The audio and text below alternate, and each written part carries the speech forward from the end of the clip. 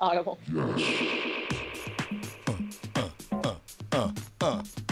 I'm just hanging out by myself. I wish I had a friend who only said one word to the end. I guess I'll never encounter someone like what? Oh my God! Were you sent here by heaven? Yes. Oh, because I was just wishing for a friend who would only say one thing. You only say one thing, right? Yes. And you'll be my friend? Yes. Oh, this is wonderful. You live here in Austin, Texas, right?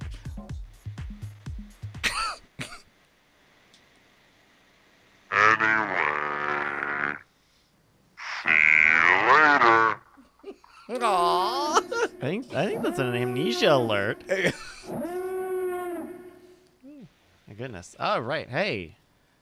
Yo. Good show, everybody. Yo. We're in the after show right now, where we just hang out and Ali, chill and be cash. What's your favorite thing that you saw on the internet this week? It could be literally anything. We're now into a magical realm. Okay. There's a thing where you can submit any sort of electronic that's on Amazon, and it makes sense of all the reviews for you. So it'll put it like in percentages, like, oh, this thing breaks a lot, or you have to return it a lot. It boils down all the reviews into like graphs. Wow. And it's really cool. So- Here, hold on. What is Yeah, it? how do we find it? This sounds great. I know. Let me look it up. Oh, look at fucking, god damn it. All the best ideas come in late. We should have got hashtag toss that salad. Oh no! Hey man, you gotta play. You gotta show up to play. I know. The you gotta government pay the thinks pay that- the boss to be the cost. We got Pay the boss to be the cost. Brush Romaine, Brian Brush Oh, the Romaine, reviewindex.com. Also, that's great. Reviewindex.com. and of course we got Review Index. Romaine Mitch, giving all the jobs to the China. To the China. He has a China family after all. Review Index. China. What did the ad say? China people? Is that what it said?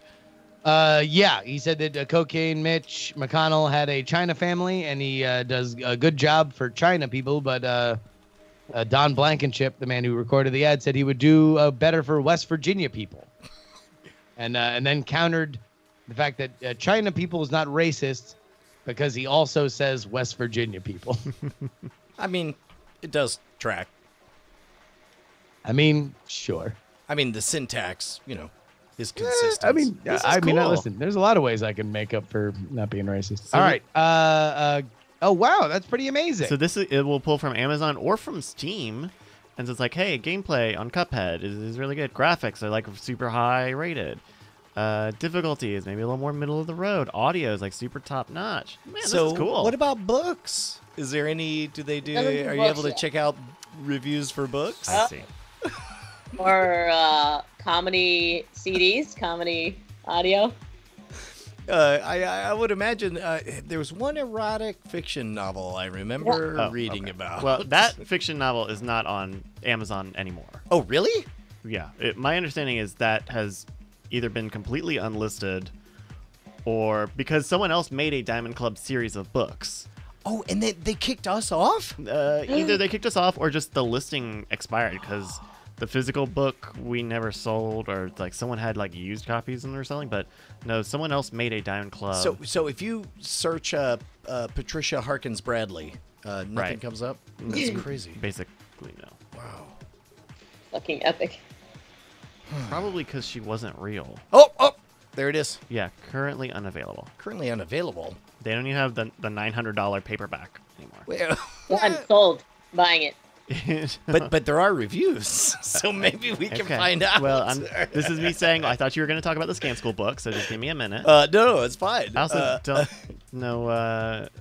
Maybe yeah, it's wait. an Can ad we one. sue some fuckers? Yeah. Can we call theirs a derivative work and like really have legit beef where it's like, hey man, this was our parody erotic fiction novel that was crowdsourced and awesome and here first, and you are fucking us up.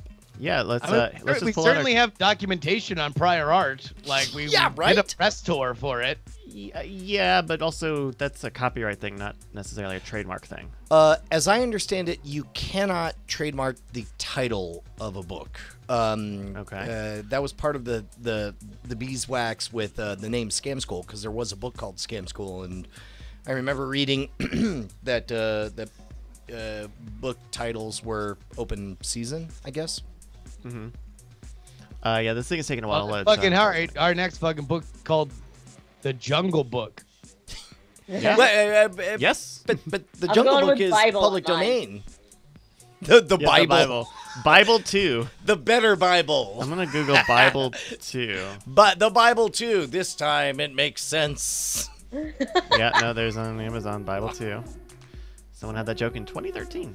Damn Oh, it. shit. Oops, I turned He's the. not giving mass. He's kicking ass.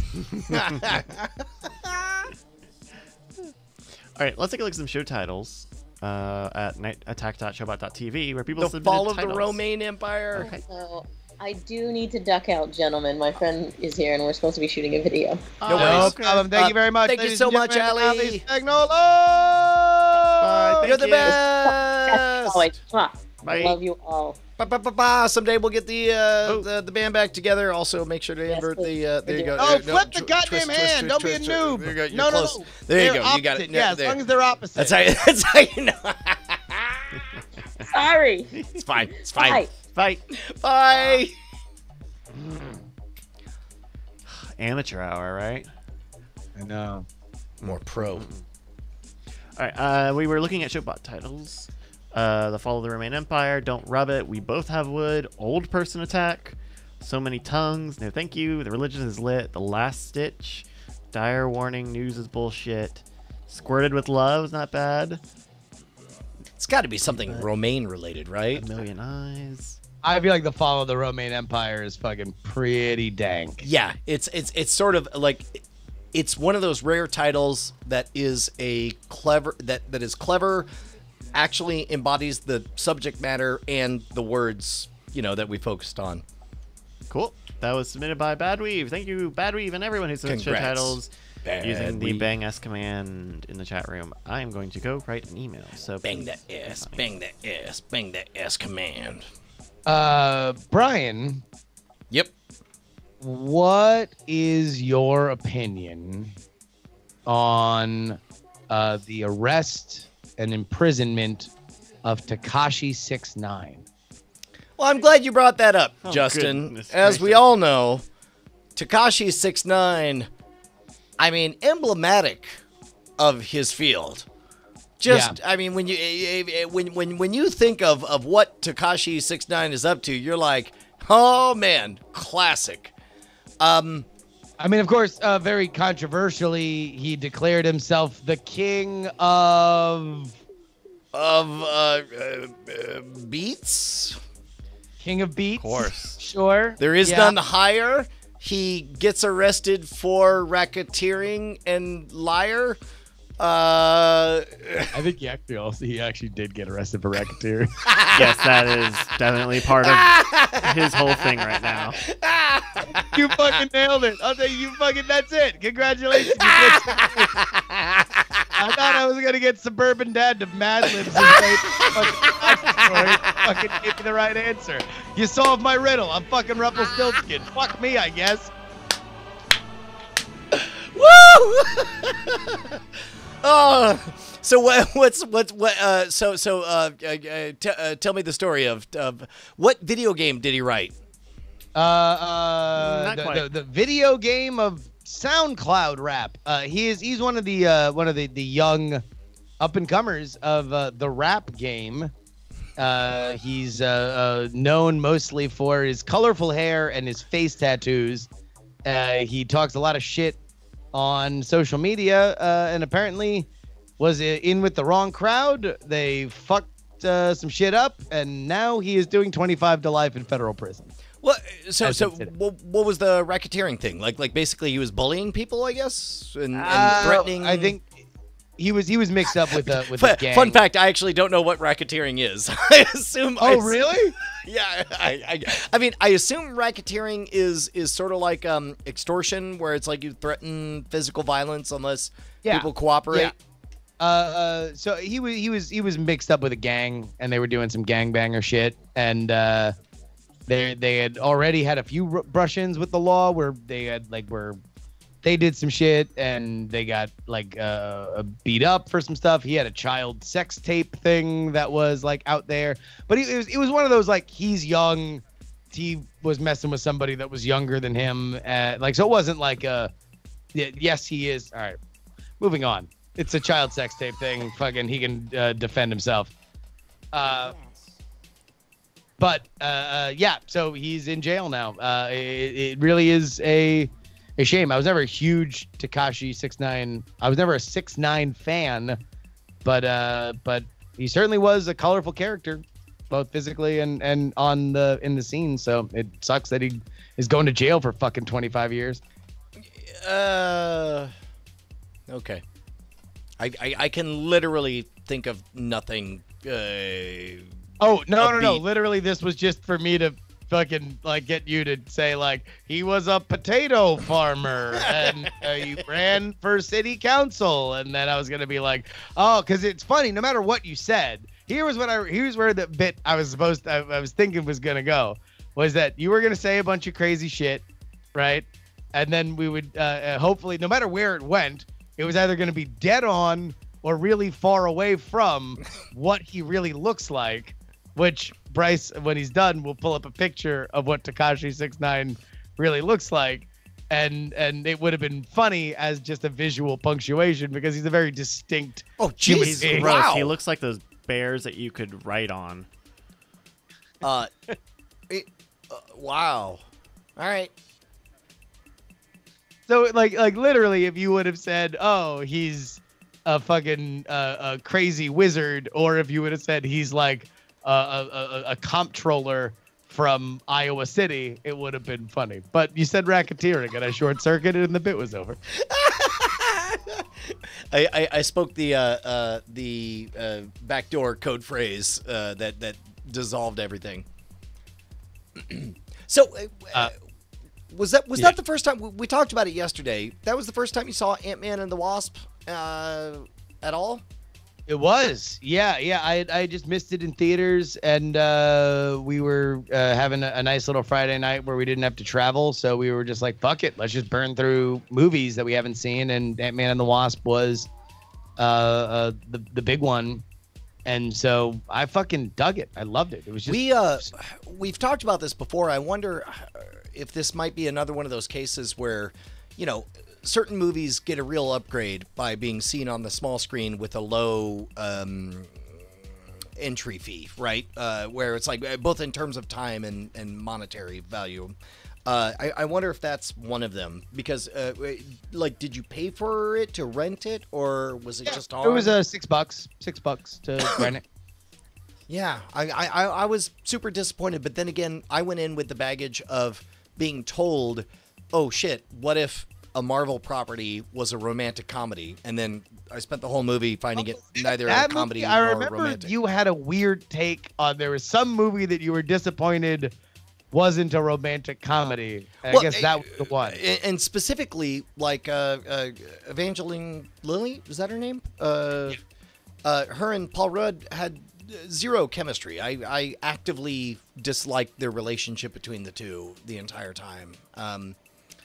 I just wasn't feeling it, but then again, you know, I don't know. Who's to say? Well, I guess I'm now remembering that initial. Where did you get that it was going to be a romantic comedy? That was the buzz in early last year, like I don't know, 3 or 4 months before release, where it's like, hey, this is an opportunity, and it made sense, especially after Infinity War, for them to do something lighter.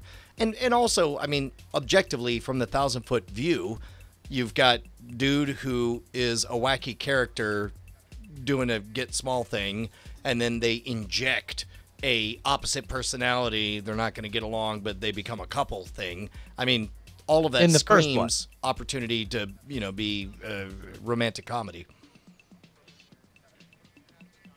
I mean, yeah, but she wasn't new. She was in the first one. They had a relationship in the first one. Right, but theoretically, this was as it was portrayed in the, whatever industry buzz was. This is going to be them coming together. Is this like some shit that Cargill told you? Or? No. I mean, yeah, there were articles. I mean, I don't know. I can Google it, I guess. But I mean, I don't think I imagined reading the the speculative news articles on blogs saying that this is going to be. I remember having this conversation when you first saw it, and being baffled on where, like, what message board gave you the notion that it was, or at least the expectation for. I'll tell you this much. I typed in Ant-Man, Wasp, Row, and then it auto-completed not romaine lettuce, don't eat. Instead, it auto-completed romantic comedy. So at least Google autocomplete is saying I'm not insane. J.C. Calhoun found a article from December 2nd, 2017, saying Ant-Man the Wasp will be a comic book romantic comedy. So there we go. So a little less than a year ago, the early buzz was headed that way. Yeah. Oh no. Okay. Yeah. I certainly, that was not my expectation. And I was excited about this idea. Was like what a cool, unusual direction for them to go. And for the MCU, there's lots of empty room to fill, and it seemed like, yes, of course, this is a brilliant move. They should definitely do this. And I was excited, and it turned out just not to be that at all. It turned out to be like I would have been annoyed if it was that and not what we got, because I really, really, really loved what we got in like a psychedelic Honey, I Shrunk the Kids caper comedy. Like that to me was just like it's sort of emblematic of the place that Marvel's at, that they can do that, and that's like okay. Oh yeah, the fucking the Honey, I Shrunk the Kids action comedy with adults with a great comedic cast. I think I would have loved it if it played more in that universe, but instead there were basically 4 good gags with things getting either small or large, and that was it. No, are you fucking high? No, I'm serious. Like all I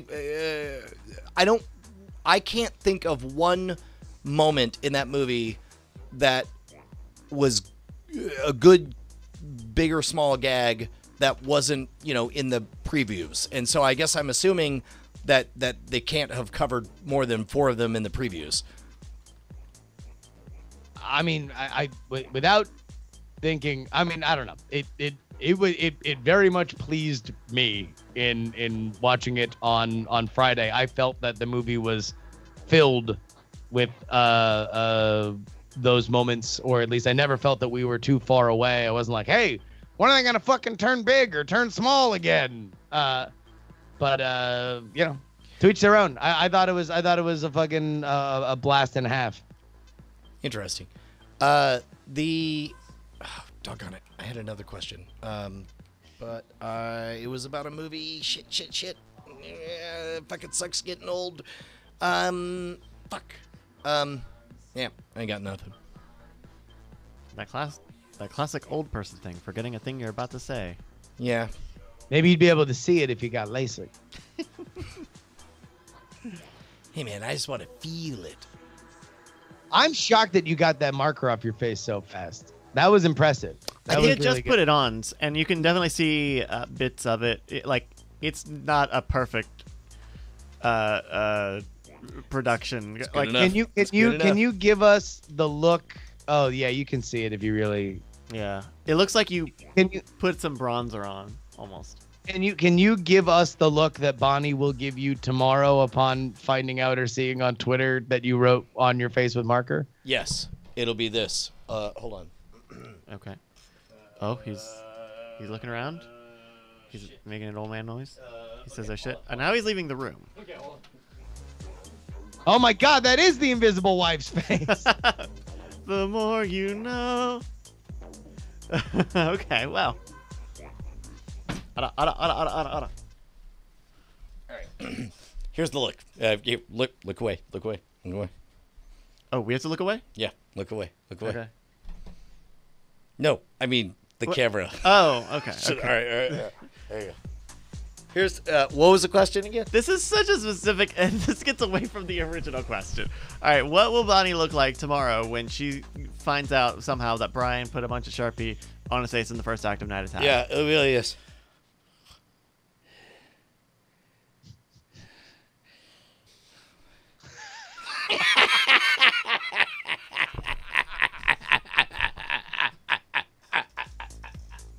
So, listeners and viewers, Bonnie's sick, and so she'll be sitting back, reclining with different things up her nose because her nose is running, and she'll just give Brian a withering look as she looks up from her Twitter machine to see her husband, who had debased himself earlier for the internet. Alive. Oh my God. No, clip that and just have it ready for Brian. If that happens, Brian can show Bonnie what she looked like as if he held a mirror up to her. Oh my God. All right, Bryce. Okay. Hello. I need help learning how to remove soft contacts. Okay. Like, so you have to actually touch your lens because. Okay. So you pull down. I pull down on your eye. on my eye. Yeah. And then, make sure. So one thing I have to make sure I do is I will tend to look up. So I want to make sure I'm looking straight forward. Yep. I will grab on the left and right sides of the lens. I'll apply a little bit of pressure and move my iris up to kind of complete. So can you put it back after that? Of course. Oh. So I just bottom look down. Do you ever sleep with the soft contacts, or no, is that you don't do that. that's Don't do that. poisonous? Well, it just feels like shit when you wake up. Wait. And because it's soft. It's not supposed to be in your eye overnight. You're supposed to let it be in the multi-purpose solution overnight. But you have the dailies, so that's not exactly the same thing. Have you slept in the soft ones? I've slept in the hard ones, But that's different. I spent like 10 years sleeping in the hard contacts. But that's different because those clean quicker. Like the soft ones, you are supposed to put in multi-purpose solution for like 4 and they to take 6 a long hours. time to dissolve all the whatevers. But Right. it's like I mean, it used to be. Looking back, I did not have healthy ocular hygiene. No, I was doesn't sound like I was putting my eyes in turds left and right. Goodness, well, I would recommend that's filthy. You don't do that one. If you're listening to the after show, we posted a Twitter moment with all of the photoshops from during the episode. So if there are more, we'll retweet them. But there's a handy link. Just look for Romaine no main under moments at Night Attack. I'm not messed around with the moments at all. That's basically a collection of other tweets, or Yeah, so you pick tweets and you set a cover image and you'll see everyone's tweets. so it's basically a bucket Yeah, basically. of ducats. But a lot of really great photoshops. Thank you, everybody. Who's Yeah, sent good stuff job in. tonight, gang. Everybody's really, really good. Ooh, shit. Politics, and less bullshit, more horseshit t-shirts are live on the store. Oh, nice. Nice. Stickers or DIAF.com. Kind of need better images for the shirts, but Yeah. rock and roll. When you were plugging the pins at the beginning of the show, you mentioned NACA 2012, but I think it's NACA 2011 was when it originally happened. I thought it was 2012, but No, it was, unless I'm like I'm pretty sure it's NACA 2011. DCT. NSFW show or Yeah, NACA 2011 in St. Louis. Collector's edition. Yeah, that's 2012 was the really special time when we all remembered NACA 2011. We on the rewind probably in the past like 3 weeks or so we watched the episode where Justin flagellated himself for printing the wrong time on the Dragon Con stickers a few years ago. And so Yeah, I haven't learned to double check. just I don't know. I thought that was sorry. Okay. That is definitely my bad. And BioCow made the art, but I definitely gave him. I literally just looked at it, so I definitely gave him the wrong date. But cool. Yeah, and I'll tell you what, that'll be the new secret fucking handshake for everybody who gets these fucking button packs. Yeah. That is Hey amazing. man, NECA 2011. Next Old 2012. There you go, shit, there you go. old balls. That fucking NACA 2012, the new hotness. That's right. Oh my goodness. Hey, you know what I found out is that during, I want to say, World War II, like a way This to bad guy figure named out, Hitler was just going around making a real mess. so Being many, a real fucking schmendrick. Just a big hoo-ha. so many people knew who FDR's dog was that that was the way they figured out whether or not somebody was a German spy, is they would ask, who's FDR's dog? And What? and every turns out FDR's not real. Yeah, shoot him. God damn it. Fala, a Scottish Terrier, was the dog of U.S. President Franklin D. Roosevelt. Yeah. Fala. Fala. Oh, he's cute. Fala's adorable. Oh my God. My arms are totally covered in bites and scratches from the beautiful, wonderful pit bull that my mom and dad are fostering. That is a puppy. He's got those adorable puppy teeth, you know, and is just constantly biting you and scratching you, but it's so cute that you're like, okay, that's enough now. So you gotta give them a little bit of discipline, otherwise they think it's okay to do that. Yeah. Also, it's my parents' problem, not mine. It's There you go. Shit, mom and dad. Today's my mom's birthday. Raise your own dog. Hey, Big Mama's house. Yeah. That's awesome. Hell of a year for her. Holy shit, man. That was a roller coaster this year for your mom with all the family drama. Yeah. So I see you made a bunch of video Romaine things, but I can tell that we can't play them on the show because you put them on Streamable because they're all like from movies. They're like big movie clips like Ghostbusters and Avengers. I think if they're parody, if they're clips of their parody, I think we're fine. Well, we would be able to put that fight up. Okay, well, here we go. We'll take a look at some of these.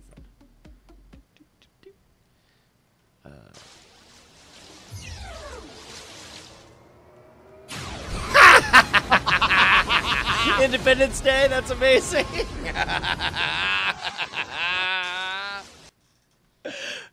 That's pretty good. He also, I guess, he banked all of these and.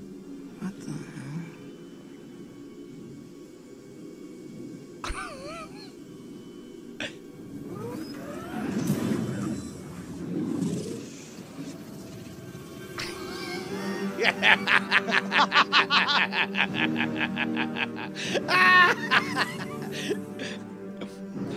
He shit Thanos.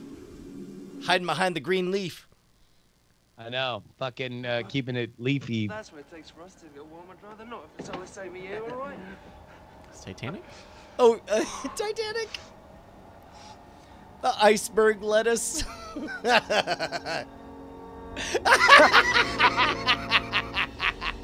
It's the Titanic coming up.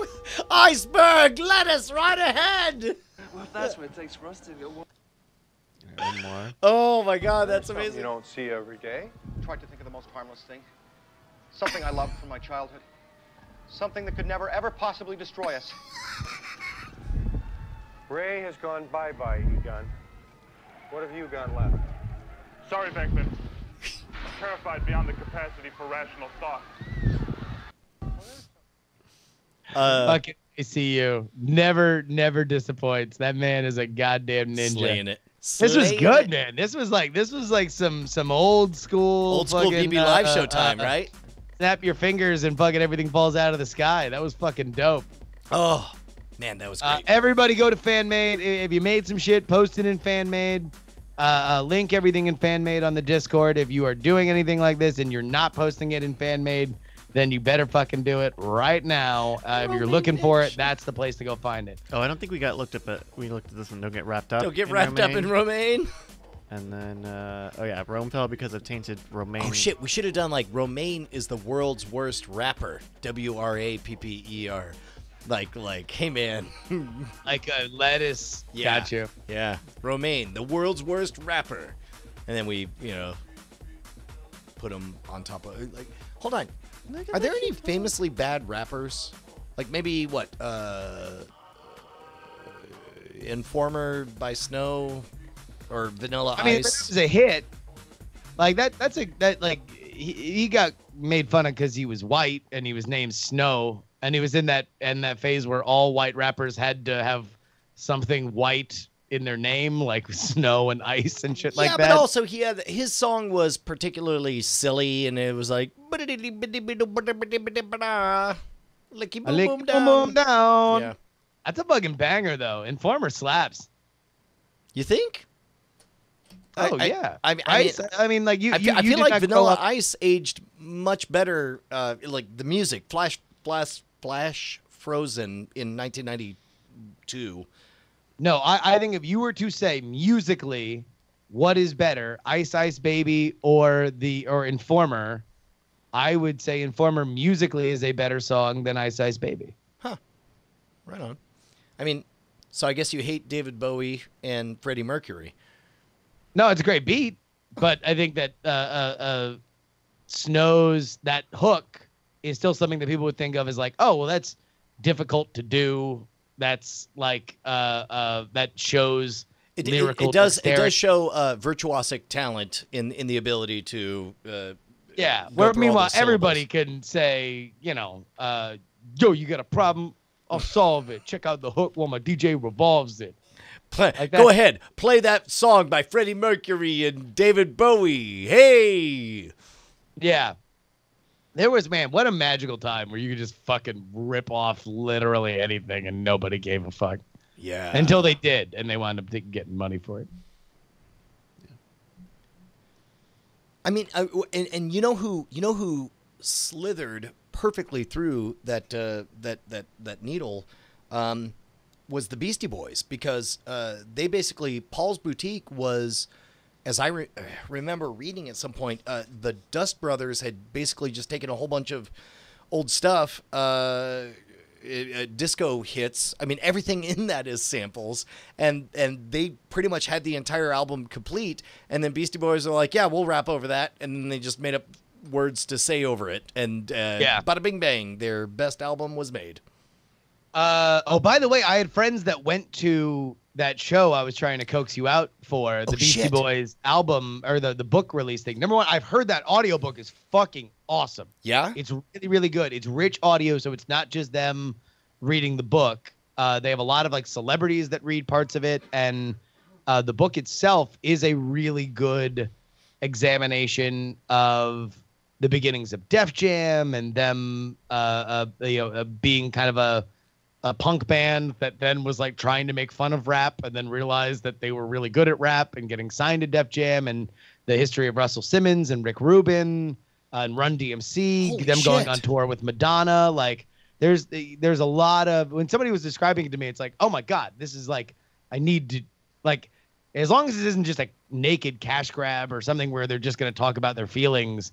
Like if they're really spilling the fucking tea on what it was like, I mean, like, look, they're a very complex band, and if their journey, License to Ill, go Google the fucking original name for what License to Ill was supposed to be called. Oh yeah.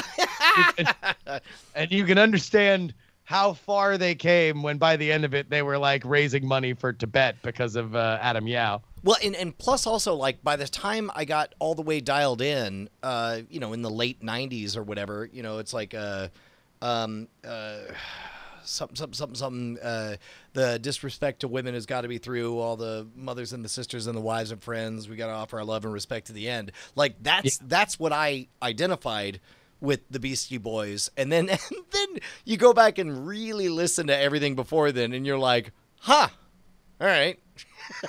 So all right. Well, no, yeah, because really when I was not, by the time that I was in my early teens was Hello Nasty. And so I'm with you. Like I viewed them as this is kind of the dawn of like progressive rap, of like, oh, well, this is socially conscious kind of stuff.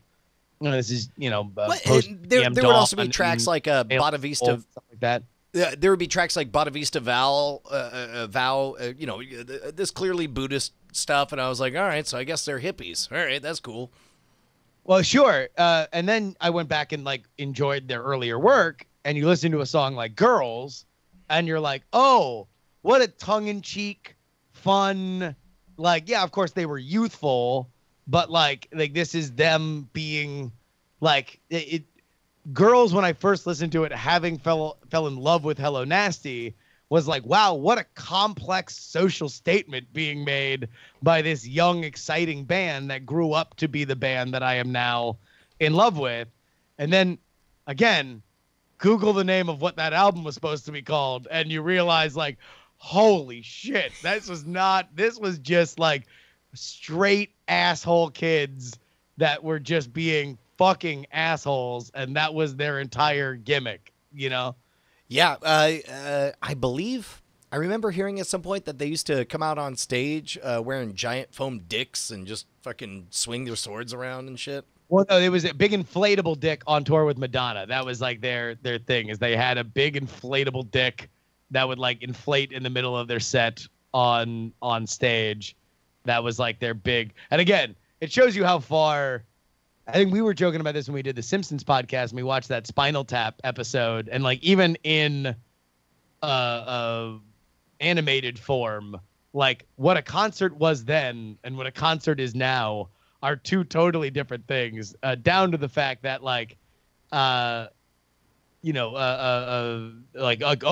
have you seen the Beastie Boys show? They inflated dick. And you're like, oh shit, that's in fact I remember seeing them live in San Antonio, and I was like, I hear at the end the stage, which is a circle, rotates, but only at the end on the encore, or maybe the second encore. Yeah. But it kind of moves in a circle. Huzzah! Toilet Bug says in the late 80s the Beastie Boys came to the OC. I did a few shows with them. They were so fun. That's fucking awesome. Holy shit. Is Toilet Bug Madonna? Toilet Bug, are you Madonna? Are you Madonna? You have to tell us if you're Madonna. I'm sorry. Madonna, are you pretending to be Toilet Bug again? What are you doing? Oh, you got me. What are you doing, Madonna? Oh, mate, you got me. I'm Madonna. Oh, this is my natural accent, ain't it? Oh. Remember Snatch and the other movies and the BMW commercial are short? I'm super British. Oh, Madonna. I'm British Madonna here. I don't like Material Girl. That's not what everyone takes it the wrong way. It's a satire. Don't cry for me, Argentina. It's all right. That's how I say Guy Ritchie. Papa don't preach you. I wrote a children's novel. It's 7 pages long. It's me, Madonna. Oh, Madonna. I knew Ali G before you did, because I lived in Britain. Because I'm British, after all, just British Madonna. Not personally. Oh, I was always I invited Ali G into my music video. I was the first person to, give Winston Churchill a hand job, Oh, here's a funny fact. Some people think I was a virgin and singing about being a virgin, but the lyrics are like a virgin. There's a difference. Because I've had plenty of penis, right? I mean, I'm British Madonna, I looked over and somebody had paper cones for their falafels, and I put them on my titties. Oh yeah, even Vogue, you strike a pose, just out there, I thought, why isn't anyone doing a spoken word fuck poem to a repetitive beat in the background? And then my album Erotica came out. No. I thought to myself, it's something like a ray of light, isn't it? Yeah, I should make a song about it. Yeah, I thought, after 10 years of being portrayed as a sexual outlier, maybe I could break things up by being in a movie where I'm a sexual outlier. And so I did the same thing again. And also I took pictures fucking Vanilla Ice. It's me, Madonna. Just made British Madonna. It was just a little bit of fun. If it's one trip. And then I went and shot a league of their own. If you catch one trip. Oh, my God. Sixes and sevens. It's just...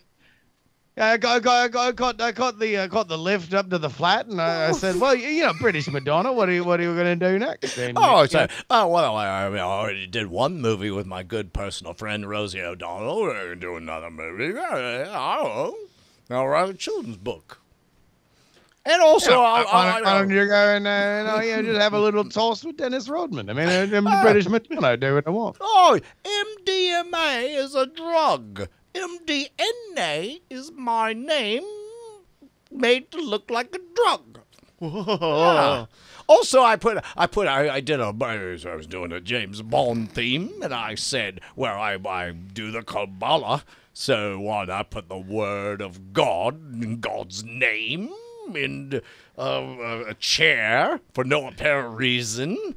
And all my Kabbalah friends were like, you're a genius. And I said, I know it. It's me, Madonna. British Madonna. Well, next thing you know, my old mate MTV phones me up on the telly and says, "Hey Madonna, why don't you come down here and do a little performance?" Next thing you know, I'm snogging Britney Spears. What are you gonna do? It's me, British Madonna. Wow, yeah. I admonished that Britney Spears. I say you shouldn't smoke. It's bad for you. Trust me, I'm a chimney sweep. It's me, British Madonna. British Madonna, you've fallen so far from grace. Well, I mean, I'm just out to protect your lungs and esophagus. Oh, thank you. I need those. It just reminds me of this song, Supercalifragilisticexpialidocious. If you're not bored of me, I find you quite atrocious. You're not. I'm gonna marry a Hollywood director. He's from Hollywood now. Who will make a movie precocious? Yeah, it's me, British Madonna. Get bent, I'm fucking Vanilla Ice, and many more. And Cool Modi. Oh my goodness. British Madonna, everybody. We got your number, Madonna. Got you. And her husband, American Holly. Hi, it's me, Guy Ritchie. I like directing these real gangster flicks. All these crazy gangster capers with all these crazy guys like Turkish, Hey, what's Turkish? Pardon me, sir. I see in the script you have somebody labeled Turkish. What do you see him being like? Well, in my mind, so Turkish goes to Bricktop and says, "Hey, mister, you better give me my money." And Bricktop says, "Well, I'll feed you to the pigs, I will." Oh, right. You have a character here named Bullet Tooth Tony. What's he like? So Bullet Tooth Tony walks in and he says, "Hey, you boys better stop it. I'm a real meanie." Right. Is there a plot to this movie? Of course. So then they go meet this Irish boxer, and he says, "Hey, do you like dogs? I love dogs. I'd like to get a camper for my mother. It should be periwinkle blue. It's not for me. It's for my mom."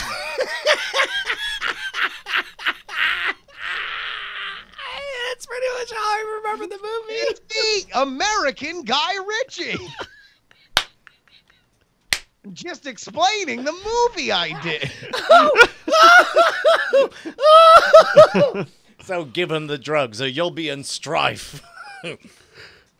Oh, my God. Oh, goddamn.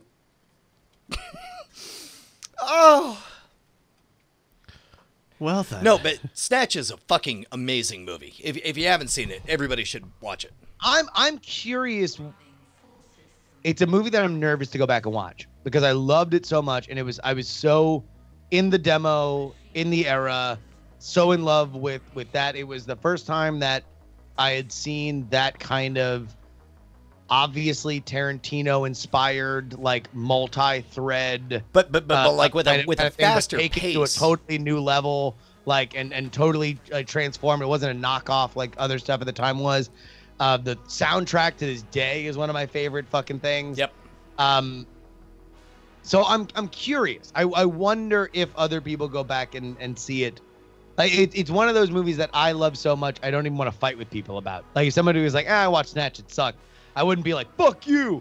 I'd be like, you want to know what? That's a treasure for me. I remember 15 years ago, me talking with Martin Thomas of Double Toasted fame about Snatch, and he didn't love it the way I did, and he explained his not loving it in terms that didn't help me to see his wisdom. He said, well, here's the thing. Snatch versus Lock, Stock, and Two Smoking Barrels, it's like the difference between Terminator and Terminator 2. And I'm like, I know, Terminator 2 was so much better, wasn't it? And he was like, no, it was not. He's like, well, okay, maybe the difference between Alien and Aliens. I'm like, exactly, Aliens was the best. So I learned something about myself. You want to know what? Those are actually good comparisons in that, well, yeah, you want to know, but both of them are. In that, like, it's... The first ones were great because obvious talent shone through obvious limitations. Terminator was like, okay, let's make the best effects we can. Let's disguise everything. It turns out that the future just looks like a junkyard. Like this is just what it's gonna be. And then Terminator 2 comes around and it's like, no, we're gonna literally push the boundaries of all special effects at the time. We are gonna lock down malls. We're gonna do all this kind of crazy shit. So like, I don't know. I mean, it's interesting to say that about Snatch and Lock, Stock, and Two Smoking Barrels because they kind of are on the same sets that they were on for Lock, Stock for Snatch, right? It's right. Just you probably just got more takes and a bigger cast and more stars. Well, but what you definitely tangibly have is greater freedom to chase the story in any direction that you want, and Snatch does that in a way that Lock, Stock doesn't. You know, Lock, Stock feels more believable in a way that Snatch is a little bit too precious in its storytelling. Well, I guess you do get. I mean, number one, the biggest thing the budget gets you is people, right? Like it's like you get Brad Pitt when he was at his fucking hottest. And by the way, maybe. I don't hear nearly enough people listing Brad Pitt's performance in Snatch as his greatest acting achievement. And I think because it's not because it's a slighter role, right? Like he is very much a supporting character in Snatch in a way that he's not in other stuff where people would regard him as better. But it is the most believably not Brad Pitt I have ever seen him in anything ever. Like if I was in a movie playing Brian Brushwood, great. I'm great at playing Brian Brushwood. That is the most not Brad Pitt I've ever seen him in anything, full stop. And I absolutely believed it from the beginning to the end. And it's only by his face that I knew it was Brad Pitt. Yeah, I would agree with that. I mean, I'm sure there's probably something that I'm kind of forgetting, but in general, Brad Pitt normally just plays. He's a movie star, so it's like you don't want him to really play. If you're investing a lot of money in Brad Pitt, you don't want him to disappear into a role. You want him to be swaggering, handsome Brad Pitt, except now he's a doctor, and now he's a lawyer, and now he's deaf. I would say maybe the closest. I haven't seen Benjamin Buttons, and I know everybody was talking about that at the time, but maybe California. Did you see him in California with David Duchovny? Sure, yeah, but he's Brad Pitt, except he's like a little crazier. He has braids. Yeah. Kind of a hayseed. Have you followed this thing that apparently Brad Pitt always copies his girlfriend's hair? Yeah, that feels like cherry picking similar photos, and I don't know. It's fairly remarkable. I mean, because the hairstyles are very different. I mean, the meme I saw was only like 4 photos. Yeah, like that's not. I mean, I mean. Okay. All right. Well. No, wait. You had to the braids. The braids with fucking what's her butt is fucking. But that's also what you would expect. If poofy hairstyles are in universally, then you would expect at that decade. To me, this is an artifact of more how long he's been a public figure than anything else. That's true. No, it's the braids with what's her face from fucking Dusk Till Dawn. Selma Hayek. No, the chick in the RV. The sister. I mean, that's to me the outlier in this is Jennifer Aniston's hair, not Brad Pitt's. Yes, that's the least convincing, because if he were like, he looks more like his chick in the one where he has really long, kind of tangled hair. Juliette Lewis, is it Juliette Lewis? She was in California with him. Yes, no, there's a shot of them. Oh, yep. Yeah, that one doesn't really. No. There's one there, and then there's another one where they both have braids, where it's like, especially when you put those two together, it's like, all right, well, she very obviously changed her hair, and he very obviously changed his hair to look fucking exactly the same. Or maybe he changed her. I mean, maybe he has great hair, and all of his chicks are like, holy shit, your fucking hair looks amazing. I'm copying your fucking hairstyle. I mean, but also like how extraordinary is the idea of like if you're currently dating someone, you know, you've just made love, you're sitting there, and one of you says, oh my God, what if we got crazy braids? Or what if I got crazy braids? And then like, I can't think of a single time that you're going to be less likely to say, you know what? I want to go for that too. Like, I don't know. Well, and he definitely compliments their hairstyle in most of these photos. This is from a different article, not necessarily about that, but you can tell he's trying to you know, play off what they're working with. Yeah. I mean, maybe he is just fucking smart, because a lot of them are from red carpet, so maybe he's just like, no, let's match. Maybe he's just a good fucking dude. Like just as a straight up tactical strategy. Yeah. Yeah. I mean, it's like if your goal is grow it out, Brian, crazy braids. Crazy braids? Yeah. I don't know.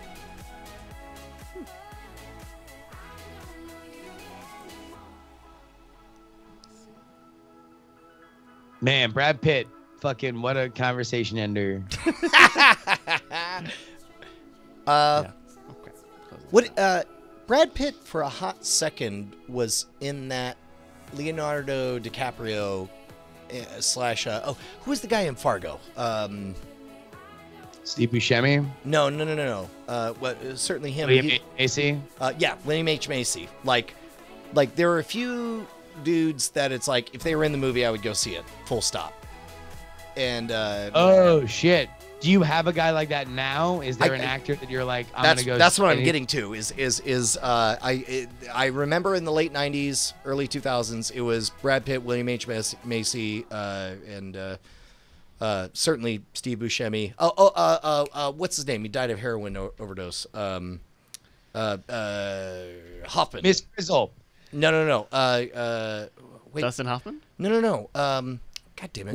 Philip Seymour Hoffman. Yes, Philip Seymour Hoffman. He was in that category as well. Would you put Tom Hardy there? Now, yeah. I mean, can you actually? You know what?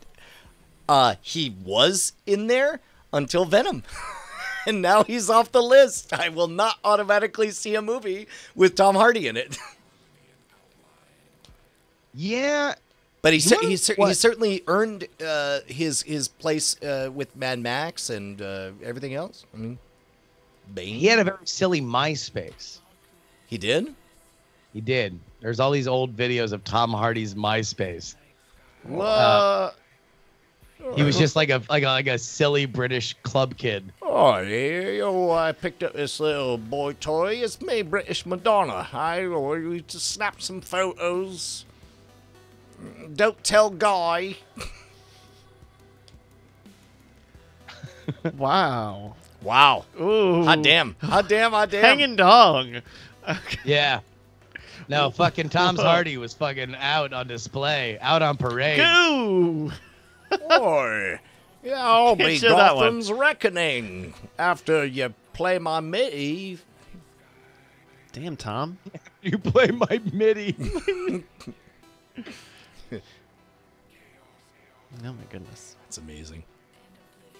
So nowadays, what's the closest? What was the MMA movie with him? Warrior. Did you ever see that one? That one was fucking really good. That was one of those movies that to me put Tom Hardy on that, like, oh, I just got to go see Tom Hardy movies because like that was fucking really good. Oh, you know what? I would say maybe That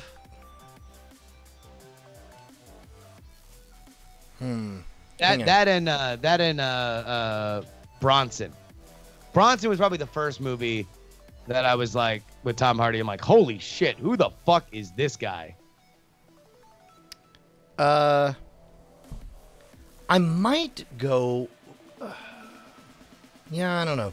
Hey, by the way, have you seen the ads for the new True Detective on HBO? I have not, but then again, I have not watched any Turner on HBO. Wait, what? I haven't seen any True Detective on HBO. Oh, you should at least watch season 1. Yeah, season 1's great. Wait a minute. What? Speaking of which, what about Matthew McConaughey? Is he an Ow! I mean, look, automatic he went watch? through a real fucking Lincoln lawyer phase. A lot of fucking How to Lose a Girl in 10 Days that I was not interested in Matthew McConaughey, and now he's pretty good. He's pretty tight. Toy. Although I didn't go see. Oh, it's me, British McConaughey. He's toy. British McConaughey. I didn't see the fucking crazy Stephen King thing that you love. That was a bad movie. Oh no, Dark it was terrible. Tower. Terrible. Yeah. Is that on Netflix yet? I hope it's not anywhere that anybody can ever see it. Come on. It's look. It's It definitely ends looking like Rick and Morty / Doctor Who, where he's like, "Hey kid, you want to join me on crazy parallel world adventures? Blank. Let's go." You want to know what's on Netflix now that I'm kind of excited to see is Get Shorty. I think it was like on Crackle or something that they did a Get Shorty series.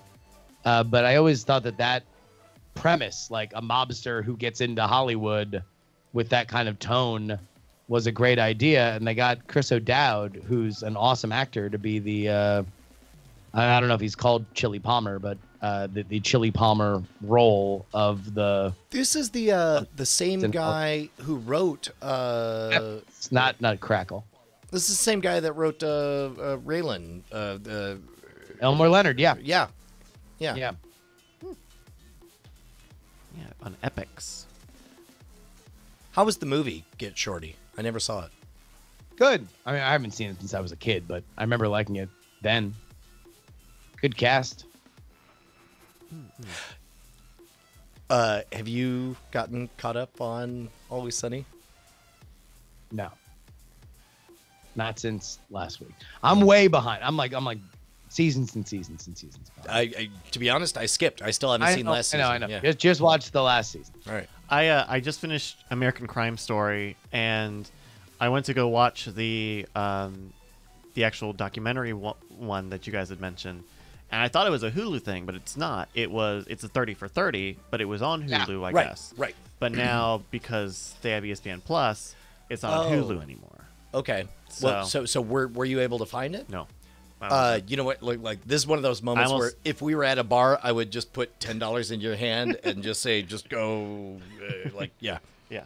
I almost watched. Apparently, Fox got the rights to a television interview version of If I Did It, which got shelved because the Goldmans took the property of If I Did It. Apparently, they were the ones who made the decision to take the if and make it make really it super small. excited. Yeah, it just says I Oh did yeah, it. yeah, yeah. Oh no, that was like the famous thing was they made sure that if they were getting all the money and they got full control over it, that it said I did it on the front cover. That interview is fucking bizarre. It's with Judith Regan from Regan Books. I think she got fucking fired She was for a that publisher. whole fiasco. Right. But holy shit, it is a bizarre interview. Like, and it just puts you into his head of like where he thought all this was gonna go. Like just the idea that he was gonna be like, yeah, like wink, wink. I didn't kill my wife. Remember that big famous thing where we all got over the fact that I didn't kill my wife? Ha ha ha. Fucking buy a book about it. Like, this is me, like, not killing my wife. And then he does this interview where a lot of it is like, oh yeah, you know, I don't remember. Like, I'm just kind of like blacking out. But if I was gonna do it, then I'd have a friend and we would go there together and yada yada yada. And it's like, it's fucked up. I mean, and not to spoil that 6-hour documentary, but it's so much more than just OJ. It's a lot more about the city of Los Angeles and the world in which that was kind of put in, the role that OJ kind of played in America. But that's one of the most remarkable things that documentary pulls is giving. It spends a good first 2 hours setting up the context of how time after time after time the story was always injustice by the white establishment on the minority populace of Los Angeles, and it's like you get to a place where you feel that simmering rage, and it's a wonderful documentary. Like you feel a strange like approval of the decision of the folks who found him innocent. Well, and also not to mention the fact that like they do that whole documentary and it's great, and they talk to fucking everybody. Everybody does interviews. It's exhaustive, right? And you get to a point where it's like you're already 4 hours deep, and you're like, well, I mean, look, this is great. This is a masterpiece. This is fantastic.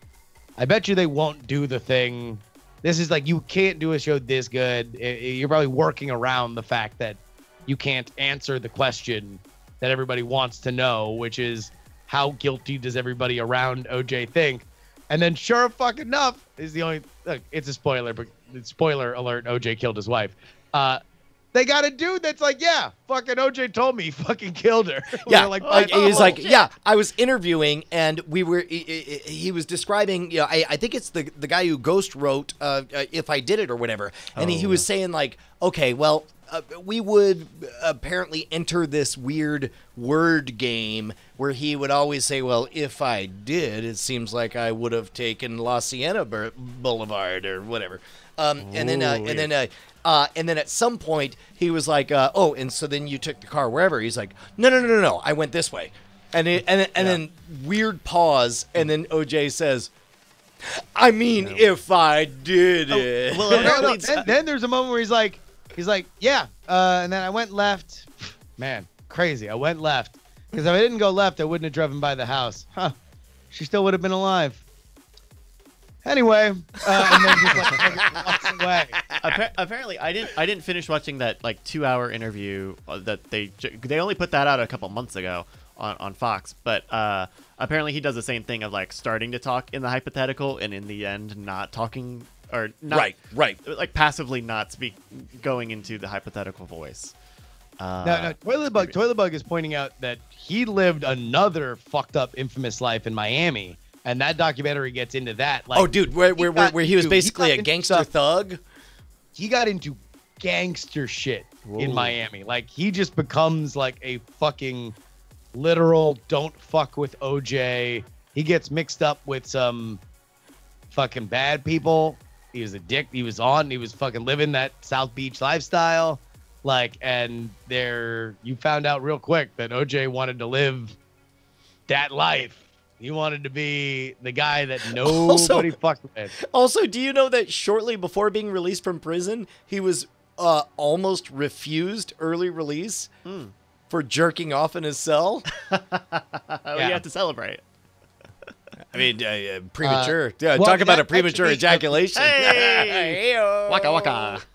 The opening scene of that documentary is him at a parole hearing. It's video of him at a parole hearing, and it's so striking because this next 5-hour journey that you're about to go on, the one of the pillars is OJ talking about like OJ just being this charismatic person, and the first thing you see is even in jail, even after everything, he is just in front of this parole board and he's like, yeah, well, I mean, I think I'm just going to be a really good, part of society. I think I've obviously very much learned my lesson. How you doing, man? How you doing? Okay. Like, I really like, enjoy oh my teaching God, the he's like football he's to the still other the most prisoners. charismatic guy. Yeah. Yeah, and then they do a good job of establishing that at the beginning. And I remember when it comes to the glove fit scene where they're like, and then you can see the exact moment he starts doing the OJ routine. And sure enough, you see him getting in there and his surprise as his hand doesn't fit. And then he suddenly turns into the Naked Gun like, whoa, this doesn't fit at all. Everything's fine. Yeah, man, that documentary is fuck. I mean, like, you can barely call it a documentary because it's 19 hours long, but like, it is really, really, really well done. And no matter where, I think the best thing about it is that even if LA people, Southern California people, and I'm sure that fucking Toilet Bug will probably have an opinion on it, but LA in the 90s specifically, there's a controversial element of that police commissioner Gates and kind of the racial tensions that were there. This is post the Watts riots. This is post the Rodney King riots, where there was obviously racial tension kind of simmering in the streets. And the documentary never is there to make judgments. It's there to explain why there was tension. Right. Whether or not you believe everybody, that's up to you. But there's no doubt that there was tension enough that there were multiple fucking riots. Well, and when the OJ thing happened, it was insane. That was the thing that I really dug, was that they gave you a sense culturally of the need to have a perceived balancing of the scales, where it was very clear leading up to that decision that there was 100%, like, humans were going to die when a guilty verdict came back. It's a fantastic documentary. Very cool. And also the fucking Johnny Cochran's assistant is the fucking best. He is just like the best. So there's a scene that you saw, Bryce, in the fictionalized version, where the jury tours OJ's house, Right. and all of a sudden, all of OJ's pictures of his family are up, and all the pictures of his white girlfriends are removed and everything. And they got an interview with one of his defense attorneys, one of Johnny Cochran's assistants, and he's like, yeah, we changed it. Yeah, we took all the white people out and we put black people on the walls. If he was Mexican, we would have had a mariachi band under the stairs. Oh my gosh. Oh, He is the all-star of the whole series. He's just this ever-present, like, no, this was about getting OJ off, and that was that. there is that one harsh moment when they just smash cut to photos of a butcher shop. Like, you see the inside of Nicole's esophagus. Like, straight up horror gore. Gosh. Like, and you're like, oh, this is not a movie. This is a real thing. The human being did that. And that human being almost certainly is O.J. Simpson. There was a moment in American Crime Story where they actually show you photos or maybe recreated photos of the crime scene, and you're like, oh yeah, they really didn't show a lot of the actual scene of the crime. until this very late point in the show. Yeah, no, same thing happens in the 6-hour documentary. It's about 4 hours in, where it's like, and what's amazing, because OJ already had a remarkable story to begin with, right? So that's your first 2.5 hours, and like, oh, things are a little tumultuous in the second act, and then there's this like, no, here's the brutal murder that he almost certainly committed. And you're going to look at the body and the people and all that stuff. You're like, anyway, here's a bunch of his friends visibly trying to convince themselves that maybe he didn't do it. Yeah, You can see it on them, the doubt and the confusion. It's okay, amazing. by the way, Toilet Bug is an OJ didn't do it truther. And he's trying to get his OJ didn't do it truther facts here in the chat. I mean, I agree. He did not deserve that Heisman. I agree. He didn't do it. He didn't run all those yards. Look at the numbers. Roll back the tape. All I'm saying is this. Man, that's a conspiracy. Woo! That's a hell of a conspiracy. No. Toilet Bug instantly is rolling over saying, no, he did it. There's a mob thing too, basically. Yes, there are many famous people who are gamblers. There are many famous people for whom the mob owes money. They owes money to the mob. There are many, many, many famous people that don't have their fucking wives nearly decapitated while they're in the neighborhood, and also blood ends up on the interior of their fucking car. Okay, a tangent. I don't know how often this bleeds into the podcast that you guys listen to, but I have noticed a lot. I did not realize that like online sports betting was just like a thing or back. Like I knew like. Oh, is it? I knew that. Wait, is poker back? I don't know if poker's back. Poker is not back. But daily fantasy was the first thing to kind of crack the ice a couple of years ago. DraftKings, right? DraftKings and FanDuel. Effectively, when the poker shit came down, when there were new harsher laws about online gambling, one of the things that was carved out was fantasy, because that was already a thing. There was already businesses built around it that were deemed to be harmless, and they were like, okay, you're allowed to put money in a pool for a league and then disperse the money at the end, and so we'll allow Yahoo and ESPN and various other places, PayPal, to hold money that will then be dispersed at the end. And maybe even you can do contests or whatever. And FanDuel and DraftKings were the first ones to be like, oh, sure, yeah, that's why we're introducing daily fantasy, where once a day you can create your own fantasy team. Oh, by the way, the entire roster is these two players who happen to be on different teams and happen to be playing today.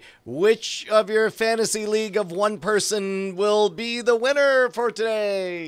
Yeah, I mean, so it's restrictive, but it is something that is fundamentally different than sports gambling. What's changed now is that there was a Supreme Court case where New Jersey's ban on sports gambling was overturned as unconstitutional. Oh, wow. So that effectively took away the federal precedent of saying that you could ban sports gambling. And so now the gates are open for state by state to legalize gambling. So sports gambling specifically. Here's a question. Mm-hmm. What is there a reason, and I'm only asking this not to be obstinate or coy, but because I suspect Justin will have an actual answer to it.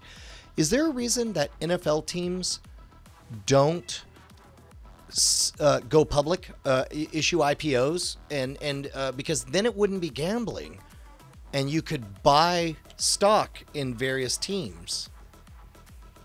Well, they don't IPO because although they are independent businesses, they are part of the consortium that is the NFL. So if they were going to do that, I don't know if there are bylaws within that league that say that these businesses, to keep your charter within our group, you cannot go public. You cannot. Okay. There are certain things that you can or cannot do. But in terms of gambling, The new trend is all the leagues are into it now because I they're would like, imagine. well, because what they're saying is, all right, well, now to make sure, it's going to take a lot of money and a lot of effort to make sure that our players and our refs and our coaches are not fixing games. So we're going to need a little bit of extra money to do that, which is why we're going to go to all of these gambling houses and say, just a little taste. I mean, just a little fraction of every bet on our league. It is our product that they're betting on. We have to safeguard it for you. So what do you say? You just go ahead and give it a little taste. Just give it a little taste. So are you saying this is time for us to hit up Sign and say like, listen about this belt bet?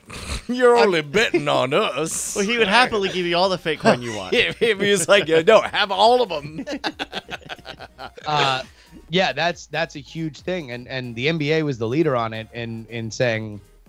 Initially they were like, it's like, oh, it's kind of shocking. They were like, we want gambling. You should make it's idiotic that we're letting it exist in the shadows. It's more harmful to us that it's a black market. It should be a regulated market. And then also, as the worm started to turn, they were the first ones to be like, but also daddy gets to eat. I mean, daddy just gets to eat a little bit.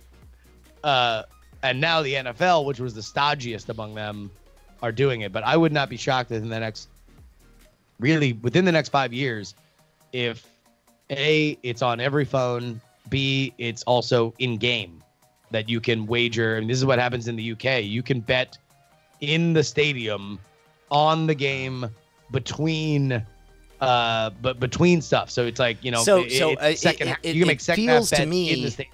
Yeah. It feels to me like this is primed to be, so you have an app that's updating in real time. I gotta suspect they'll come up with like a NFL coin or something where it's like it's a fake currency that you're gambling. Oh, are you out of your fake currency? Would you like to pay real money to fill up more of it? Did you Disney dollars to just convert it into another? I don't know. I mean, like the biggest problem now is that you're going for folks who definitely don't bet illegally. You're doing a lot of shit in overseas things. So you can bet on your phone now. You just have to trust that the $100 you put into some shadowy overseas thing doesn't just disappear one day. Yeah. So maybe, I mean, look, I guess I'm thinking about it like World of Warcraft gold black market that's coming up. Then why not Disney dollars? Yeah, or World of Warcraft gold or whatever. Like you have coin miners. Well, and I've heard, it's easy to put money into these companies, and it's, the shadiness is if you can get your money out at all, or how long or what route you have to take to get that money out. And at that point, that might as well be funny money. Right. It's just a number on the screen. But yeah, no, it's interesting. I mean, I was joking with Mitsula as soon as the thing flipped. I'm like, you could basically pick where you want to live in America, because there's going to be plenty of people that want to set their own lines. There's going to be plenty of people that need experienced people in the gambling industry that now there's going to be a lot more jobs that do it, depending on how it expands state by state. Yeah, man. Well, I'm glad we solved that problem solved too. Gambling, everything everybody. From the Beastie Boys to the stop NFL. That. Do you think Mark Furman is one of the reasons why OJ got off? Fucking watch the documentary, dude. There's 5 hours about it. Like they'll explain it to you in grand detail. Yeah. Oh man, it's 11:30, and I got a lot of editing to do tomorrow. But hey man, everybody, Merry Black Friday. Stickers are DIAF. Scamstuff.com. These Chirons are great. Oh, we love you guys. Bye, everybody.